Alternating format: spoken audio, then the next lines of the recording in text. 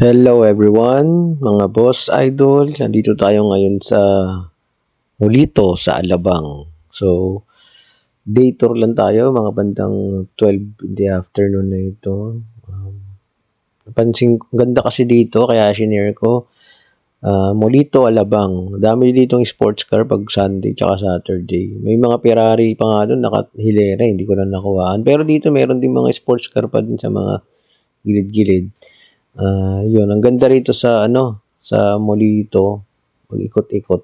Tapos napansin ko rito, yung mga guard dito mabait, tsaka madaling maayos kausap, mga sila, matatalino yung mga gwardiya rito. So, sarap nga rin dito, makipag-usap sa mga guard. So, ayun. Tapos labas tayo ng highway mamaya. Makita nyo, walang traffic din dito. Papuntang North Gate, West Gate kasi linggo.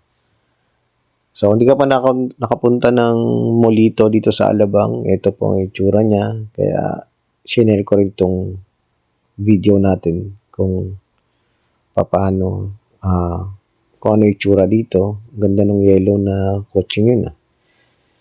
Okay. Yun po, isa pang yellow sports car. Anyways guys, so enjoy nyo. Wala nga pala itong audio na background audio due to copyright kasi yung radyo natin FM radio yun, may mga music. Pero I hope you're enjoying kung ano yung tsura ng mo dito sa Alabang. Napaka-organized din dito. Gusto ko dito mag-drive minsan. Kasi nandito nga pala kami naghanap ng take out.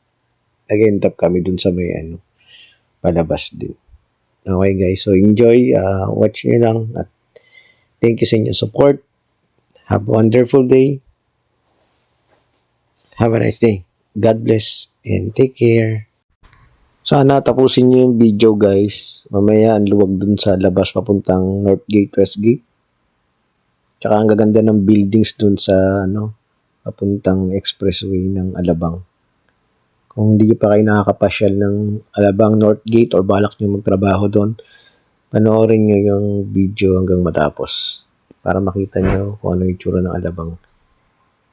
Thank you and have a great day and God bless sa inyong lahat. God bless us. God bless you. Thank you for watching. Have a nice day. Have a happy family. And don't forget to pray to God. Don't forget to pray to Father in heaven in the name of Jesus Christ, our Savior, Son of God. Thank you guys. Take care.